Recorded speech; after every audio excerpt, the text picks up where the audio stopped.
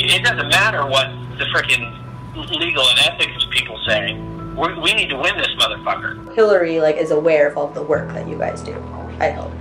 The campaign is fully in it. And then they tell Hillary what's going on. Well, I mean, Hillary knows through the chain of command. Yeah. I'm not suggesting we wait around. We need to start this shit right away. Okay. On every one of these fronts. Okay. What I call it is conflict engagement. Mm-hmm. That's your version of reenfranchisement. Conflict engagement in the lines at Trump rallies. We're starting anarchy here. This is part one of our undercover investigation into the dark, backroom dealings of the Hillary Clinton presidential campaign. The culmination of a year-long investigation infiltrating the machine from the bottom all the way to the White House. There are concerns this election will be rigged. What you're about to see will make you uncomfortable and angry. It's graphic, uncensored, and disturbing. Our attorneys say there is strong evidence of criminality, and this is just part one. A lot of free union guys, they'll do whatever Oh yeah. you want. Yeah. They're rock and roll. So I'm basically Deputy Rapid Response Director for the DNC for all things Trump on the ground. Nobody's really supposed to know about me. You know what I'm saying? We have mentally ill people that we pay to do shit. Make no mistake. This guy named Cesar Vargas is his name. I got a priest to cry on camera once. You know, Brad and Bob and Lux and myself are all part of the old school method where it doesn't matter what the frickin' legal and ethics people say. We need to win this motherfucker. So Bob is really good friends with him, and talked to him this afternoon. And they are all in. If we can get 25 grand, they're all in. There is a narrative that supporters at Trump rallies are violent and dangerous, looking to beat up protesters who don't agree with them. But our undercover investigation into the Hillary Clinton Democratic Party machine reveals a very different story. If you're there and you're protesting and you do these actions, you will be attacked at Trump rallies. That's what we know. So that's part of the process of that's eliciting the reaction. The whole point of it is we know that Trump's people will freak the fuck out. His security team will freak out, and his supporters will lose their shit. This is Scott Fovel. He is the National Field Director for Americans United for Change. He used to work for People for the American Way, an organization funded by George Soros. He also has his own company called the Fovel Group. He is one of the dark operatives for the Clinton campaign. We are contracted directly with the DNC and the campaign, both. Yeah. I am contracted to him, but I answer to the head of special events for the DNC and the head of the special events and political for the campaign. The campaign pays DNC, DNC pays Democracy Partners pays the Fovel Group, the Fovel Group goes and executes the shit on the ground. Democracy Partners is a private political consulting company with deep ties to Hillary Clinton, Barack Obama's White House, and the Democratic National Committee. We are the primary mechanism as a team. Democracy Partners is the tip of the spear on this. Wherever Trump and Pence are going to be, we have events. Okay. And we have a whole team across the country that does that. Both consultants and people from the Democratic Party and the Democratic Party apparatus and people from the campaign, the Clinton campaign.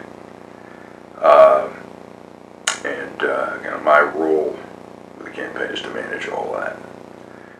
Bob Creamer is Democracy Partners. He is the husband of Jan Schakowsky, a Democratic congresswoman from Chicago, and in 2005 he pled guilty to tax violations and bank fraud. He was convicted and sentenced to 5 months in prison and 11 months of house arrest. He founded Democracy Partners in 2011.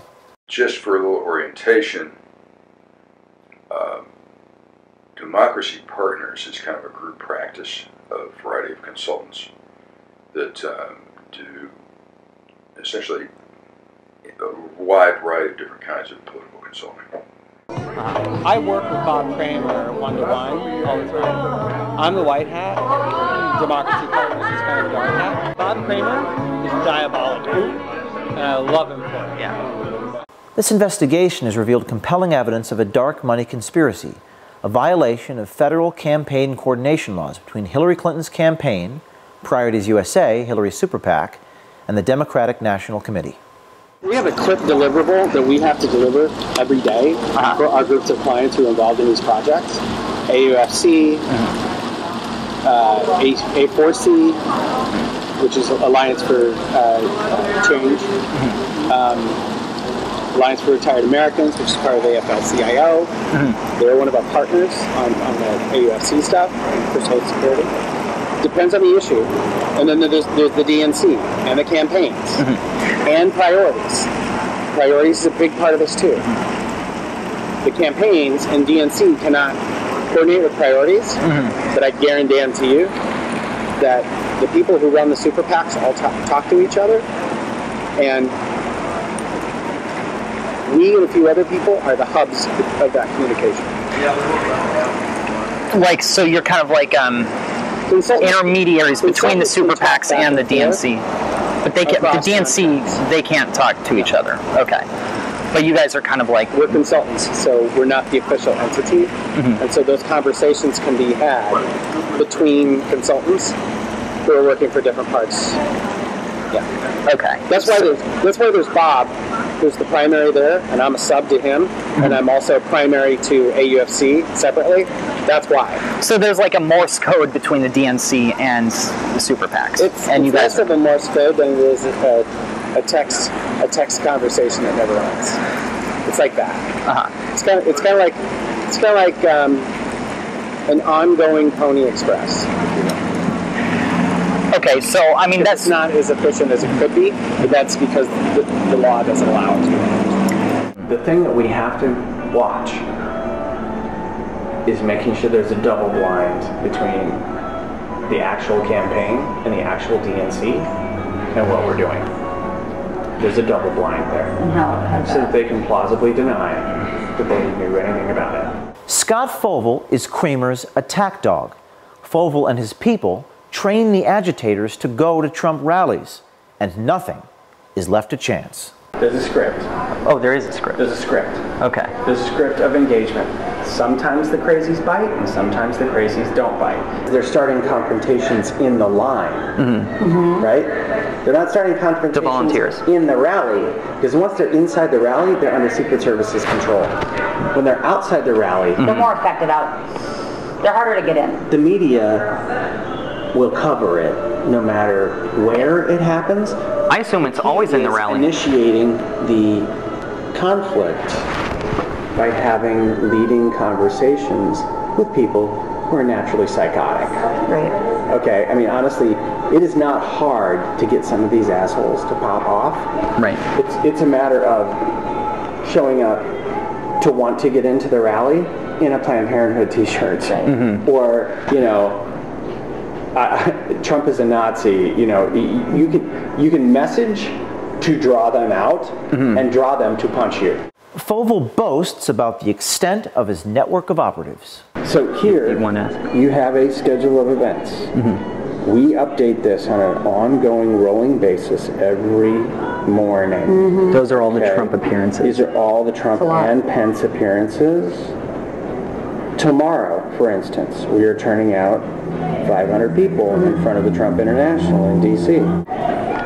We have to have people prepared to go wherever these events are, which means we have to have a central kind of agitator training. Yep. You know, we have a built-in group of people in New York who do this. Okay. We have a built-in group of people in D.C. who do this. I was going to say, are they localized? We have a group of people in Vegas. We have a group of people in Colorado. We have a group of people in Minneapolis. So I'm basically Deputy Rapid Response Director for the DNC for all things Trump on the ground. This guy is Aaron Black. He works full-time for Kramer at Democracy Partners. He directs the spontaneous protests at Trump and Pence events. His real name is actually Aaron Minter.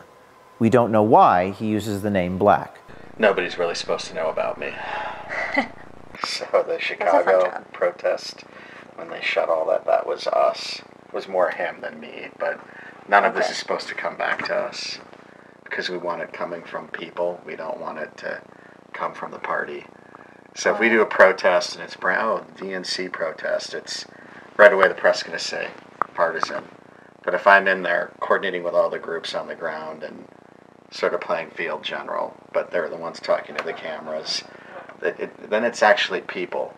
But if we send out press advisories with DNC on them and Clinton campaign, it doesn't have the same effect. We have to be really careful because what we don't need is for it to show up on CNN that the DNC paid for X people to. That's not going to happen. So me and I did the Chicago Trump event where we shut down the light bulbs. Yeah.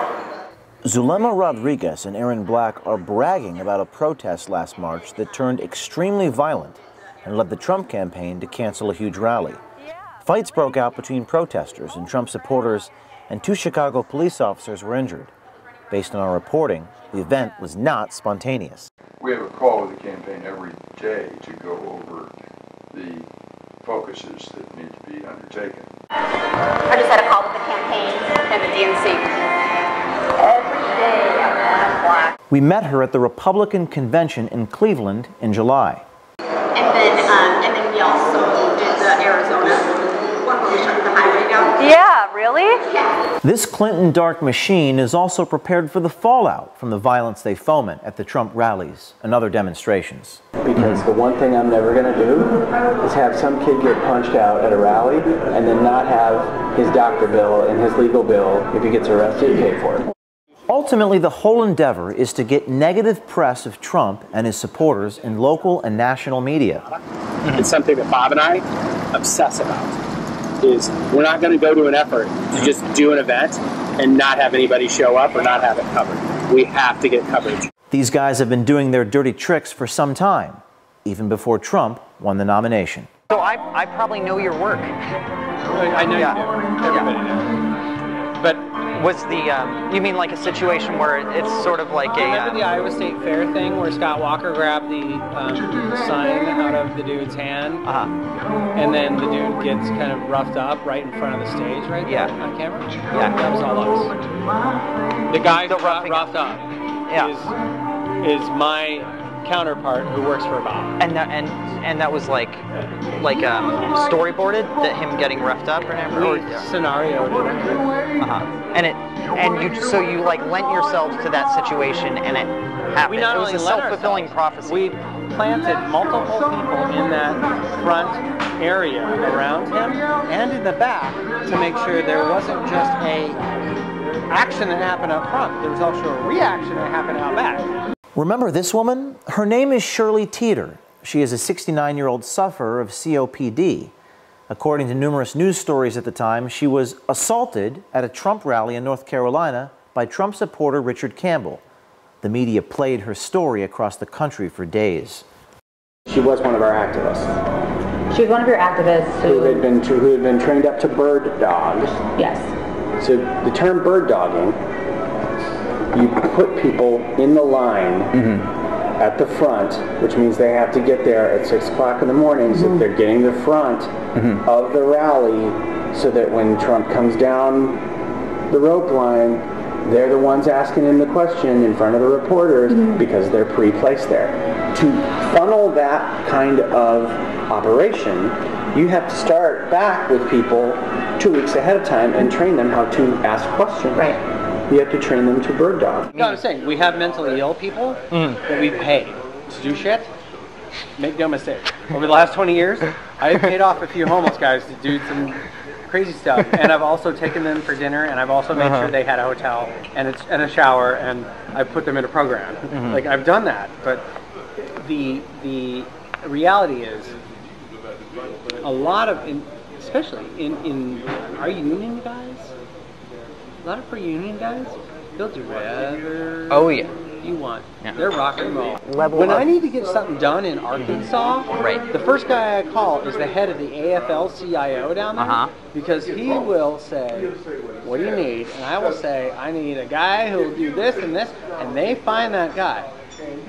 And that guy will be like, yeah, hell, let's do it. Bird dogging. Bird dogging. It's a word we had not heard until we got into this investigation. But when we checked the WikiLeaks Clinton emails, we found references to the term in emails to and from the campaign. This is a chain where Clinton campaign manager Robbie Mook suggests it might be a tactic to employ to shore up support with Hispanic voters. After our report, they may also need some help with the people in Iowa and Wisconsin. So I have to be really honest. Iowa is a difficult case because it's a 50-50 state, and honestly, half the state is racist as fuck. I came home last night and really I was upset because that's not the way I was raised, and that's not the Iowa that I grew up in, but you kind of have to accept that that's the way it is. Now, It's not who you are, but that's what the state is. Right. Wisconsin is just as bad. Okay. I'm Hillary Clinton, and I approve this message. Corruption. As you can see, it's alive and well in our country, and you're paying for it. As we continue to release more videos, you must hold the mainstream media to account to further investigate what we've uncovered. America, our war is here. We must decide if we're going to save this country or lose it. To quote Abraham Lincoln, America will never be destroyed from the outside. If we falter or lose our freedoms, it will be because we destroyed ourselves.